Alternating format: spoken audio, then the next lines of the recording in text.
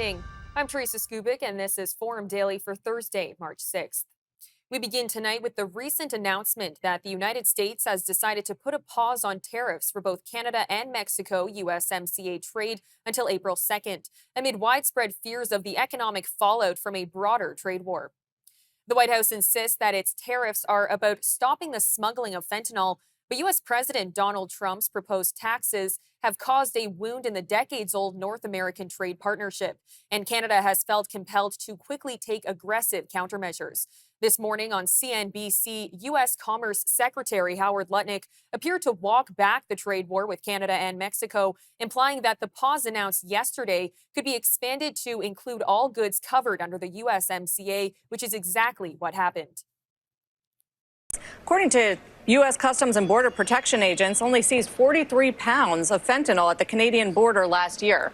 So is that a metric? Do we want to see that go down to zero? How are you judging when they've done enough?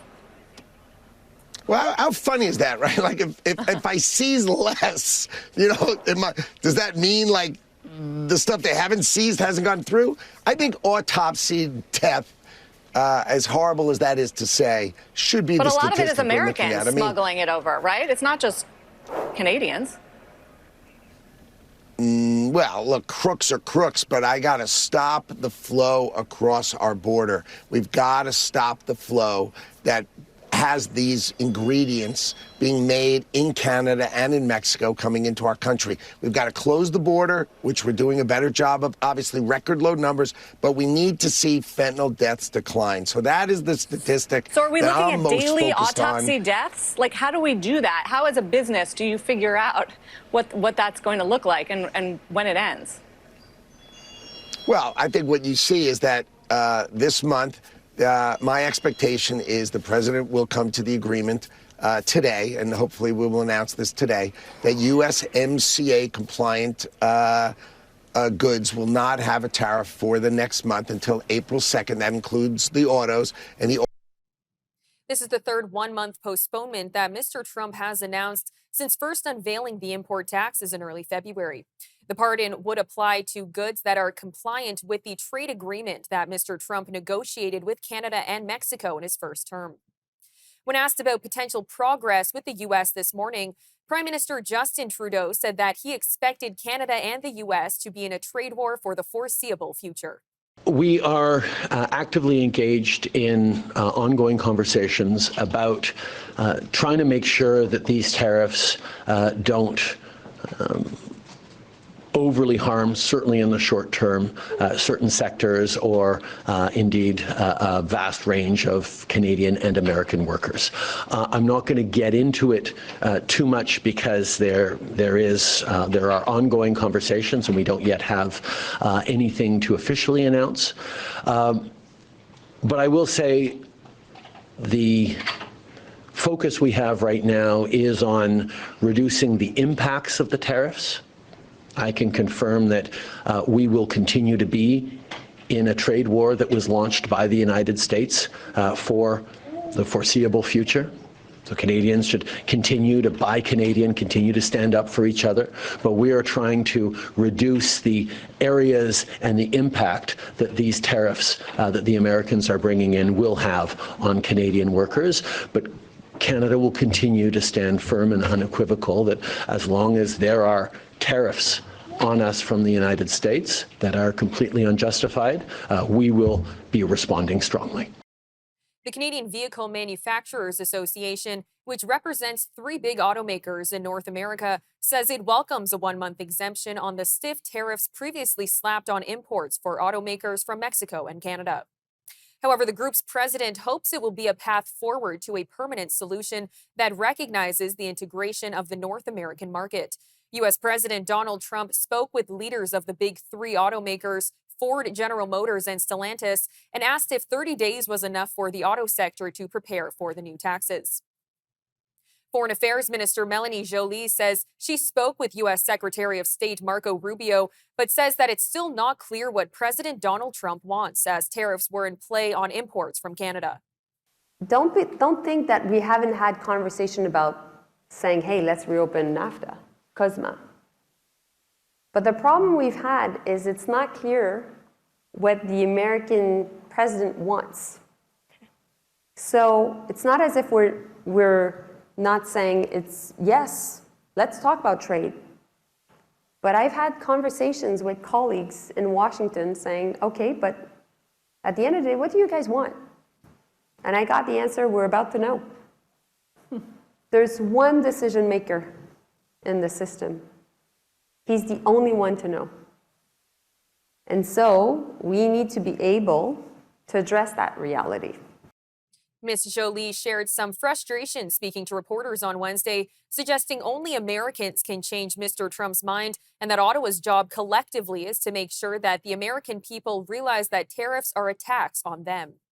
The only way that the Trump administration will change course, and I want this to be extremely clear, none of us will change the opinion of President Trump, but it's the American people themselves. So our job collectively is to make sure that the American people are convinced that these tariffs are a tax on them, that they will pay more at the pump, that they will pay more at the grocery store, that they will pay more to buy a new house. These are the arguments we have. And if you look at the polls right now, the polls are showing that we're winning that communications battle, because that's a battlefield that we need to bear in mind. And that's the one that I must say must be the most important when dealing with President Trump. Prime Minister Justin Trudeau spoke on the phone with Mr. Trump, Commerce Secretary Howard Lutnick, and U.S. Vice President J.D. Vance. Mr. Trudeau's office provided no further details about what was discussed during the phone call. This morning, prior to the pause announcement, Ontario Premier Doug Ford continued his U.S. media blitz, talking about the trade war with the U.S. He sat down with CNN's Wolf Blitzer and announced that Ontario will be applying a 25% tariff on energy going to the United States starting on Monday. I know you've threatened, Premier, to hit back twice as hard on these U.S. tariffs by cutting off energy exports to the U.S., ripping up a contract with Elon Musk's company, as we all know. What do you think is going to happen? Isn't that a shame that we have to put a tariff on the electricity? You know, I think the world of all three governors in New York and Michigan and Minnesota, just talked to Governor Walz, which is an incredible individual. I don't want to do this. I want to send more electricity. But he's basically, President Trump, it's not the American people. It's not even the Republicans or Democrats, because I talked to both of them. Republicans totally disagree with it, but God forbid they ever go out publicly and say it. Let's just put an end to this and let's start building our economy. But as of Monday, this Monday, we're putting a tariff, 25% tariff on the electricity to the 1.5 million homes and businesses in those three states. And honestly, it really bothers me. We have to do this. I don't want to do this. I want to send more electricity, more critical minerals, more oil. That's what we want to do. And again, Premier Ford pushed back against Mr. Trump's idea that Canada should become the 51st state. President Trump has repeatedly expressed his desire, as you well know, to make Canada the 51st state of the United States, and he refers to Prime Minister Trudeau as the governor. I see the background behind you right now. The sign says, Canada is not for sale, right next to the Canadian flag. Do you see those comments from Trump as doing lasting potential damage to this wonderful, over the many years, relationship between these two longtime allies? Well, the closest friends, closest allies in the world for over 200 years. The rest of the world are watching us. You know, as China is bringing in cheap parts, undermining American workers and Canadian workers. That's the issue, not your closest ally and friends, your number one customer in the world. And hopefully we can amend this relationship. And I can tell you, all Canadians love Americans. It's one person, and that's President Trump, that's creating mass chaos right across North America and honestly around the world right now over what? I know what it's about. It's about his $4.5 trillion tax cut that he can't afford right now, and he wants to pick those costs up off other countries. I take the total opposite approach, Wolf. Let's build the economy. Let's create more revenues. That's what we've done. I've never raised a tax in my life. There's no reason to. All right, coming up after the break, Prime Minister Trudeau and the premiers have agreed to reduce barriers impacting internal trade and labor mobility across Canada. Premiers in Alberta and Saskatchewan have ended the sale and import of U.S. alcohol. And the CEO of the company that makes Jack Daniel's said on Wednesday that Canada taking U.S. liquor off of the shelves is, quote, worse than a tariff. We'll have these stories and more news after the break. Stay with us. Forum Daily will be right back after these messages.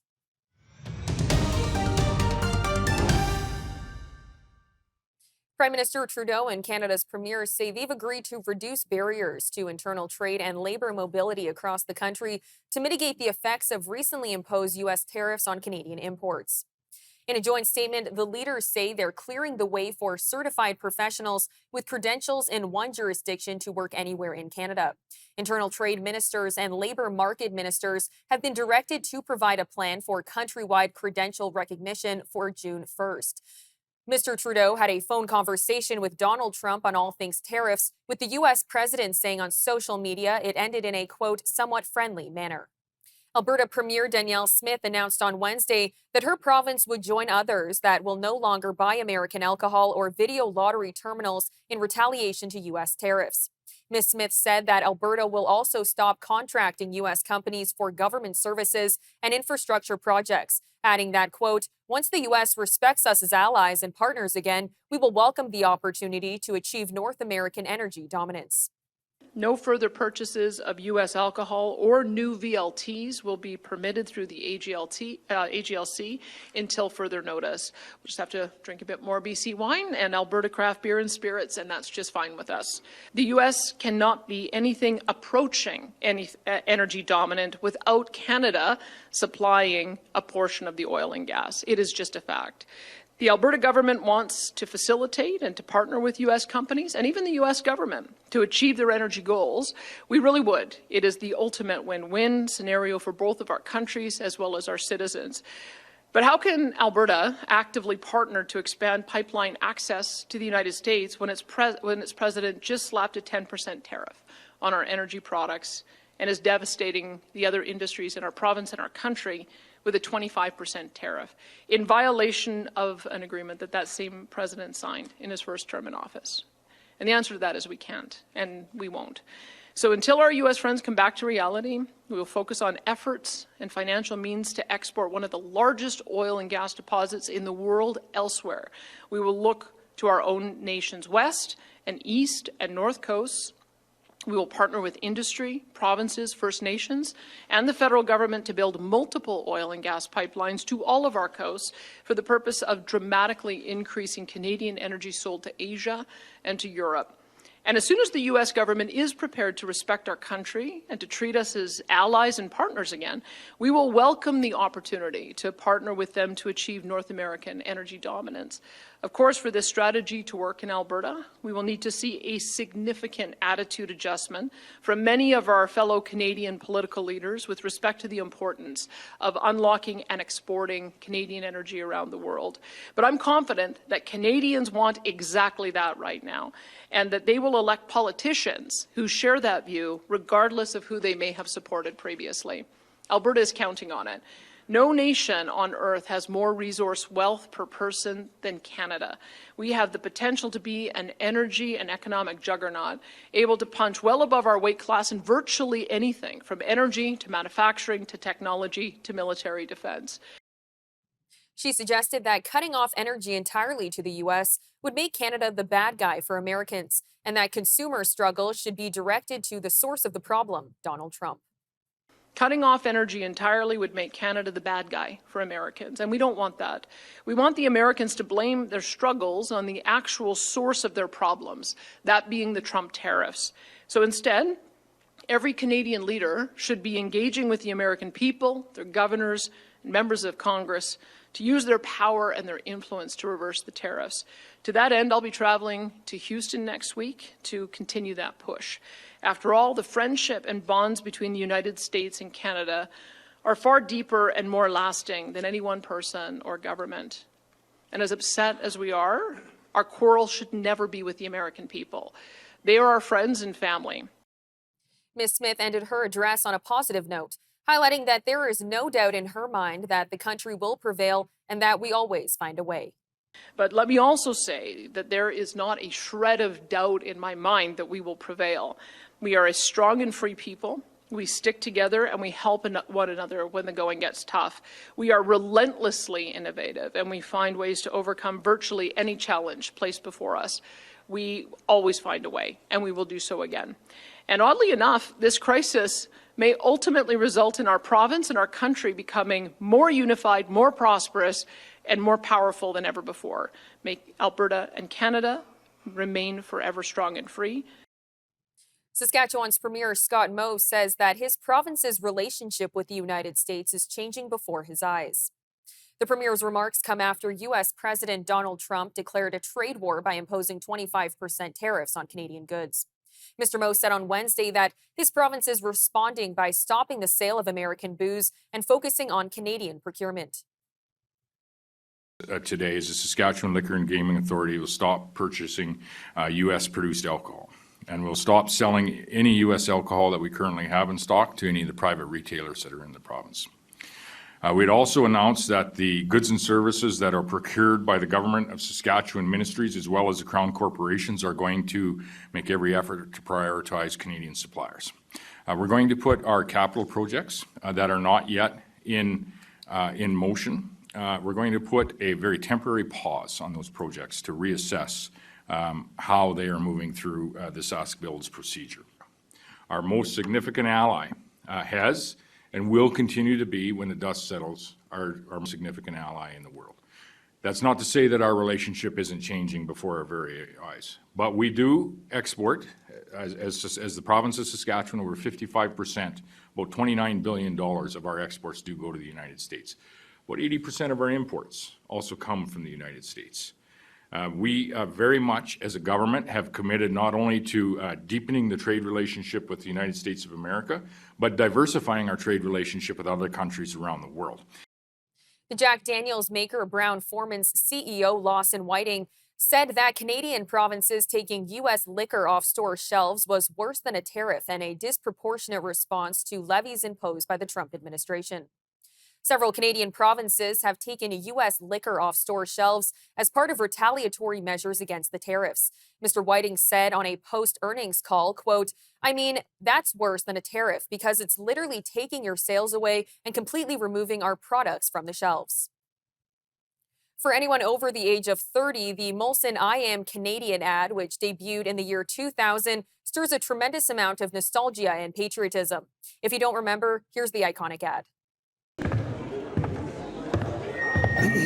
Hey, I'm not a lumberjack or a fur trader, and I don't live in an igloo or eat blubber or own a dog sled. And I don't know Jimmy, Sally, or Susie from Canada, although I'm certain they're really, really nice. I have a prime minister, not a president. I speak English and French, not American, and I pronounce it about, not a boot. I can proudly sew my country's flag on my backpack. I believe in peacekeeping, not policing. Diversity, not assimilation. And that the beaver is a truly proud and noble animal. A toque is a hat. A Chesterfield is a coach. And it is pronounced Z, not Z. Canada is the second largest landmass, the first nation of hockey, and the best part of North America. My name is Joe, and I am Canadian. Thank you. The actor behind that commercial is back more than 2 decades later with a new and timely message that isn't about selling beer. Hey, I know it's in our nature to cut a guy some slack, give him the benefit of the doubt, like maybe he was confused or just joking or just maybe really needed a double-double. But this isn't that guy. These aren't those people. And those are not the Rockies. They make a lot of mistakes. They mistake our modesty for meekness, our kindness for consent, our nation for another star on their flag, and our love of a hot, cheesy poutine with their love of a hot, cheesy Putin. They think they can bully us, threaten us, and push us around, but they do not know us. That artificially drawn line they keep talking about, not artificial, and it's not on a map. It's right here. This is the land that Terry ran, the land that Gord sang about. This is the birthplace of peanut butter and ketchup chips and yoga pants. It is the land of universal health care and the bench clearing for all, of innovation and optimism and getting her done. This is the land of the peacekeeper and the Shawinigan handshake.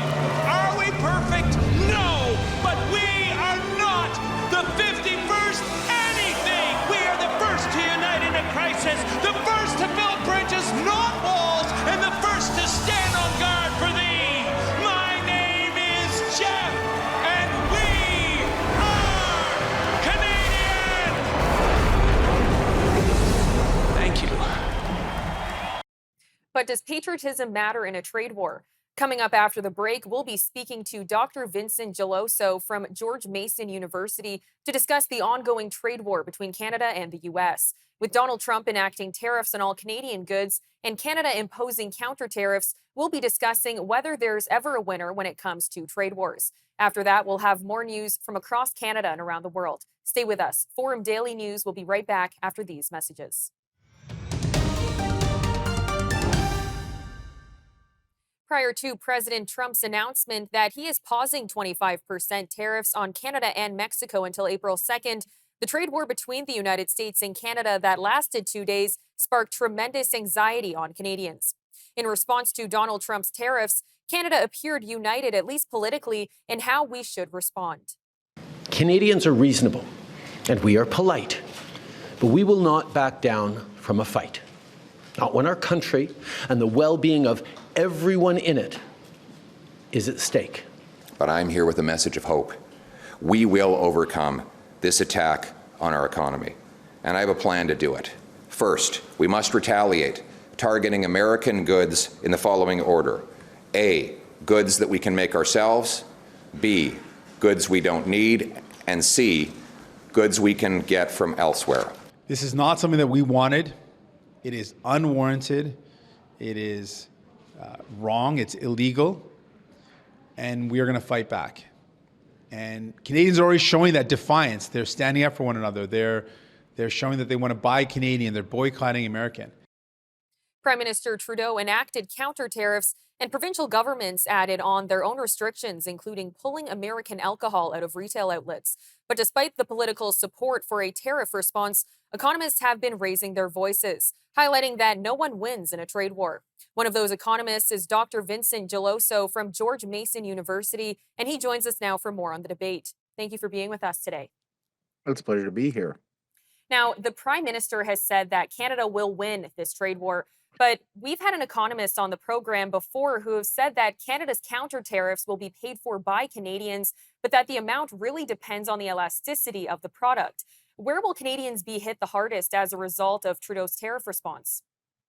So it's hard to know exactly where we will be hit, but the reality is tariffs are basically a form of economic poison, and counter tariffs is just doubling down on the dosage. So there is no reason we should expect anything else than, in real terms, that our incomes will fall, so that we will have fewer dollars in our wallets, and these dollars will not go as far. So there's no way around it.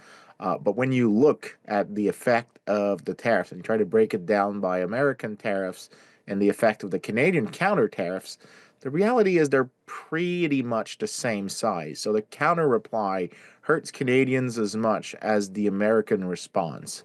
So it's a horrible policy that's been put on the table. The only thing we should do now is actually go the opposite route. If protectionism is poison, then free trade is the antidote.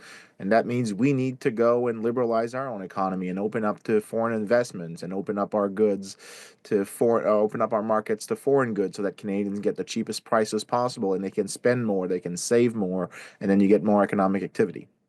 With Trudeau claiming that Canada is going to win a trade war if it happens, and really pushing that Team Canada approach. Would you say that Trudeau is sugarcoating the reality of what a trade war could really look like for the country? Yes, there's a lot of sugarcoating because trade war is essentially a pissing contest between rulers of different countries, and the people who get dosed are basically the consumers. The analogy of winning a trade war is no one is proud to win a pissing contest. I'm sorry to use this kind of imagery to convey the point, but there is no better analogy to convey this idea. Protectionism hurts people. It hurts wallets. It reduces living standards, and the result is a less prosperous nation. In fact, it we will lose so much from engaging in this trade war by retaliating that we're in a situation where what would likely happen is that by becoming poorer as a result of that, poorer than we otherwise would be, we will not be as able in the future to exercise our sovereignty. So it's important to understand sovereignty is something that richer nation can more easily assert.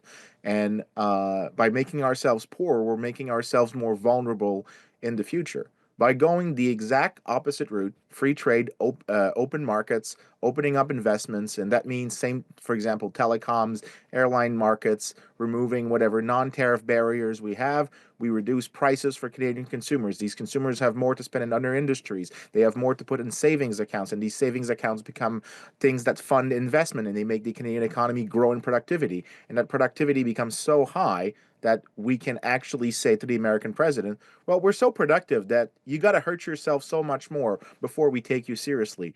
Our prosperity is our only way to immunize ourselves against the caprice, as we would say in French, of the American president. Now, I want to stay on a topic that you just mentioned that you've also argued prior that the only answer here is a full free trade. How is that different from the USMCA? So it means that the USMCA and any other type of trade agreement is one about reciprocity, where we're liberalizing in the hope that the other nation does it. And that, if you look at the economics literature, is the best thing that we can get.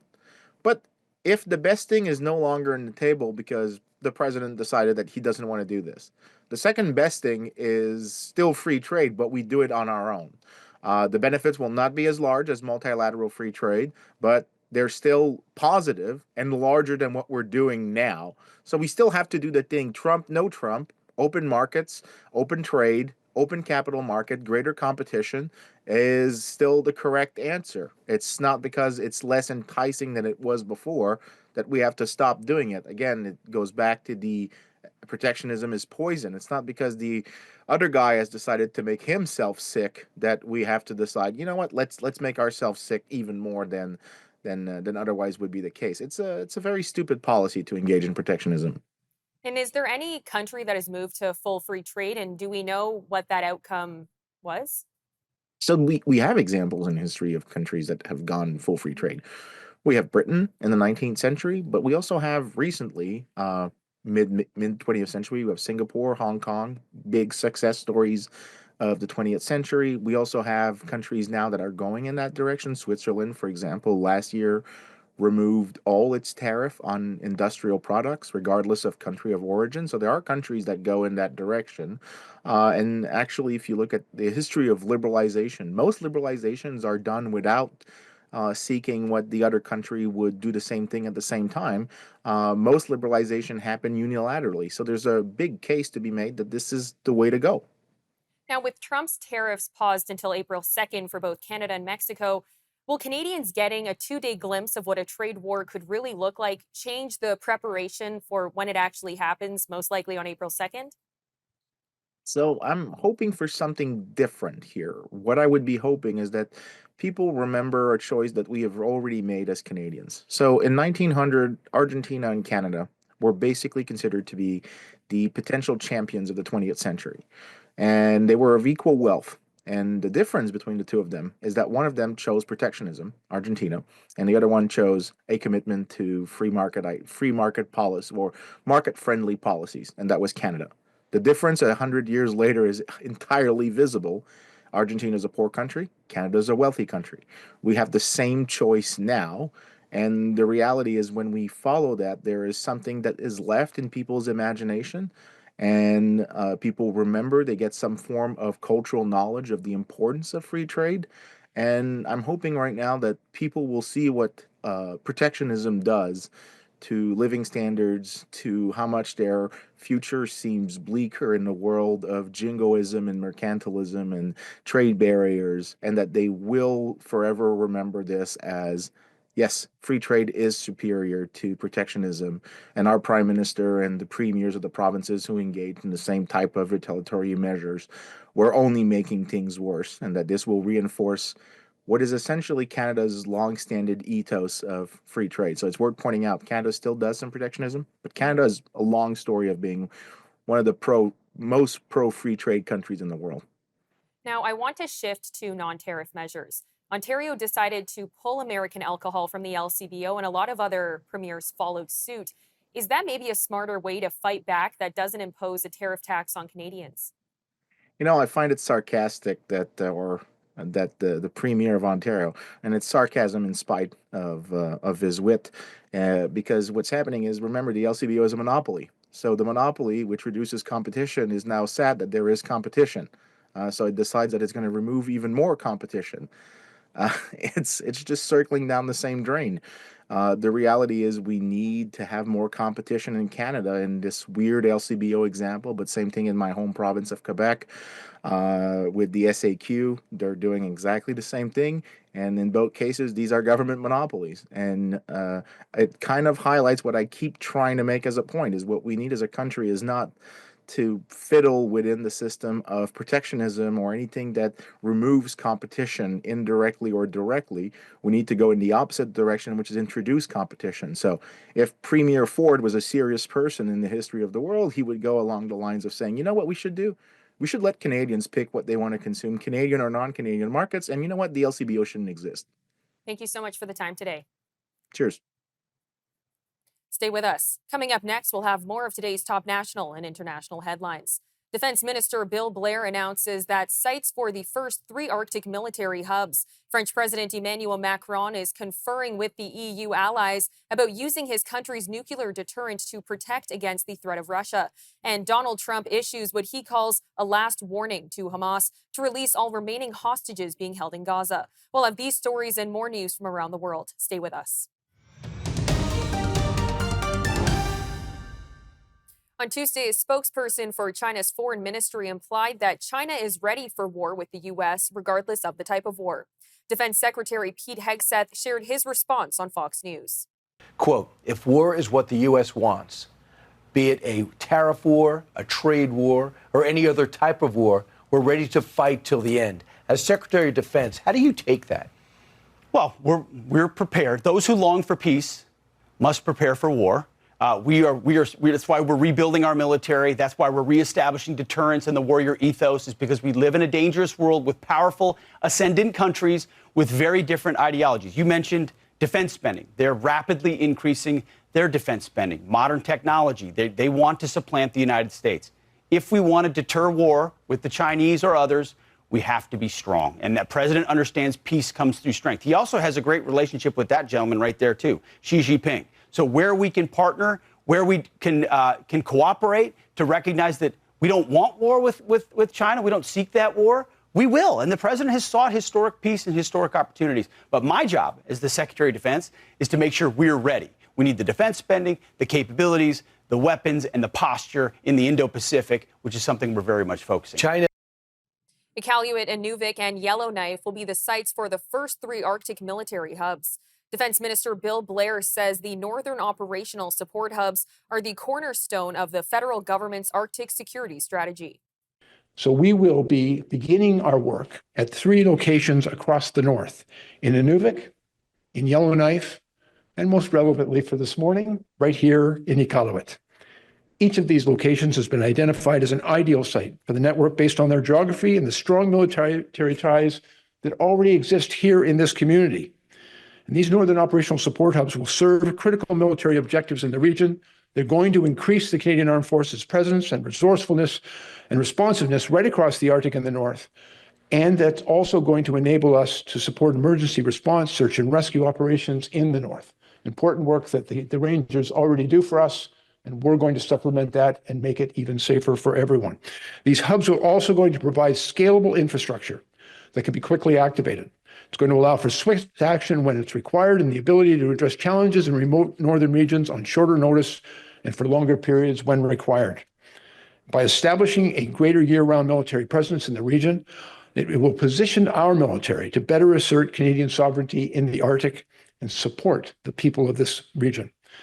And Iqaluit will serve as a forward operating location for NORAD. It has served in that role for many years, but we're going to upgrade this facility through our NORAD modernization plan, in addition to the funding that I'm also announcing this morning. And it will become an important site for other CAF deployments in the north. Ottawa committed more than $2 billion over 20 years to establish the hubs to increase the military's presence in the region.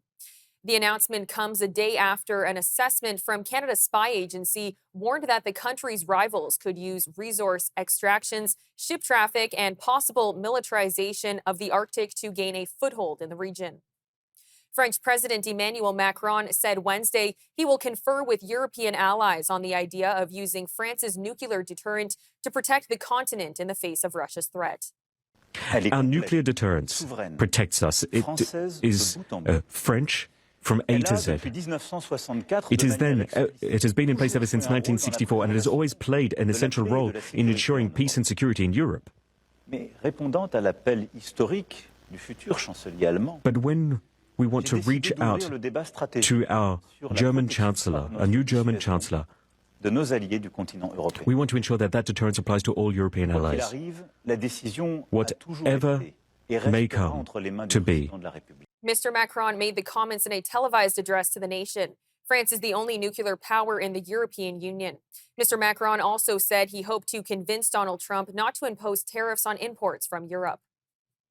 We need to prepare ourselves for a world where the United States of America will decide to implement greater tariffs on European products, which is what the president has just announced for Canada and Mexico. So this is going to have a negative impact on both the American economy and the French economy, the European economy. It will exacerbate current difficulties that we are all facing, but it will not go without a response from us. So we are working on a response plan with European partners, and in the meantime, we will continue to strive to convince the powers to be that that will have a negative impact on all. So we will have to convince and discourage the President of the United States of America from taking such action.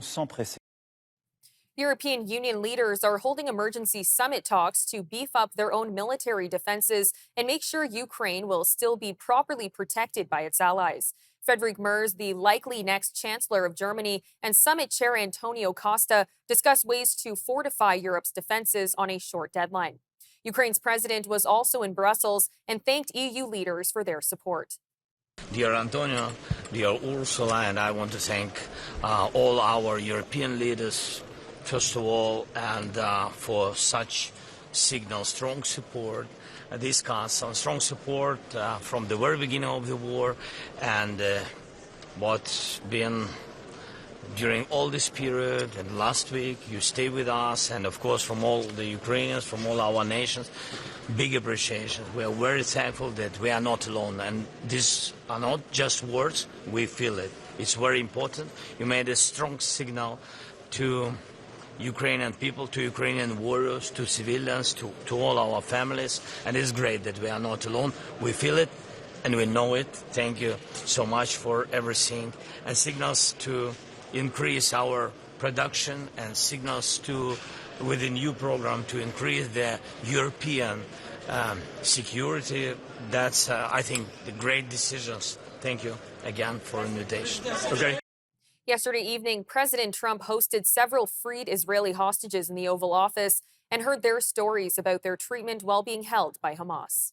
One of the days they handcuffed one of the boys that was with us, and when he came, and he brought a cutter, and he cut his hand and smiled.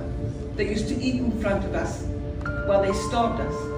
It's a miracle. That you're living? Yes.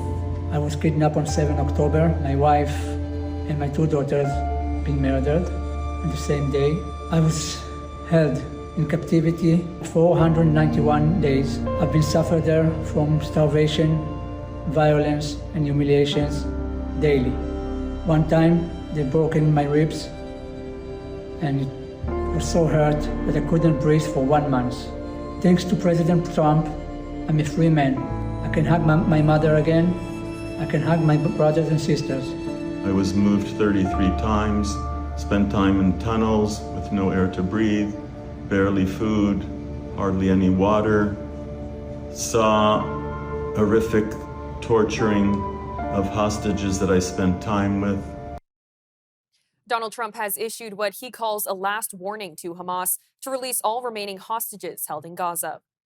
The sharply worded message from the White House comes after it confirmed a recently dispatched envoy is engaging Hamas for unprecedented direct talks, an action that steps away from a long-held U.S. policy of not directly engaging with the militant group since the State Department designated the group a foreign terrorist organization in 1997. However, the Hamas terror group is brushing off U.S. President Donald Trump's latest threat and is reiterating that it will only free the remaining Israeli hostages in exchange for a lasting ceasefire in the Gaza Strip. It calls for negotiations over a second phase in which the hostages would be released in exchange for more Palestinian prisoners, a lasting ceasefire, and Israeli withdrawal from Gaza. This morning, our news director asked Benjamin Netanyahu's spokesperson if there is a timeline for the IDF to restart the war if Hamas continues to reject the deal. Next question from David Clement. If Hamas won't accept the Witkoff framework, is there a timeline for when the IDF will engage? Thank you for that question, David. Let me put it this way. You won't be surprised if I don't share the government's timeline, but be in no doubt this agreement, previously agreed by all the parties, has made crystal clear.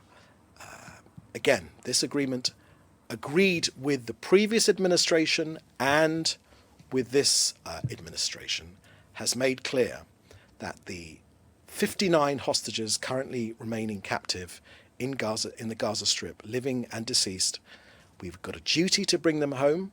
We have a moral and ethical obligation to do everything in our power to get our hostages out, to every single last one of them. And Israel reserves the right to return to